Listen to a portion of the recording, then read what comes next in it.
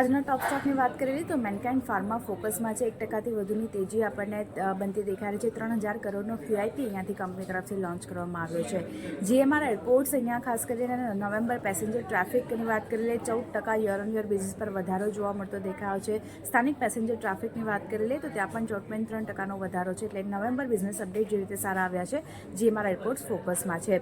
Next ટેક્સમેકો rail અને RailTel corporation આ બંને કાઉન્ટર ફોકસમાં છે, કારણ કે નવા ઓર્ડર ખાસ કરીને અહીંયાથી મળતા દેખાઈ રહ્યા છે. બંનેમાં 0.5% લઈને 1% સુધીની અપસાઇડ આપણને બનતી દેખાઈ રહી છે. વાત કરી લઈએ ઘટનારા કાઉન્ટર્સની તો એચસીસીનું કાઉન્ટર નેગેટિવિટી બતાવી રહ્યું છે, કારણ કે અહીંયા ખાસ કરીને જે રીતે 400 કરોડનો QIP જે રીતે લોન્ચ કરવામાં આવ્યો છે ત્યારબાદ એક લગભગ 2%ની આસપાસની વેચવાળી એચસીસીના કાઉન્ટર પર આપણને બનતી દેખાઈ રહી છે. વેદાંતાની વાત કરી લઈએ ત્યાં પણ જે રીતે ચોથા વચગાળાના ડિવિડન્ડને બોર્ડ તરફથી મંજૂરી મળ્યા બાદ એક નેગેટિવિટી સ્ટોકમાં આપણને આવતી દેખાઈ રહી છે. લગભગ 1%થી વધુની વેચવાળી જે છે વેદાંતાના કાઉન્ટર પર આપણને બનતી દેખાઈ રહી છે.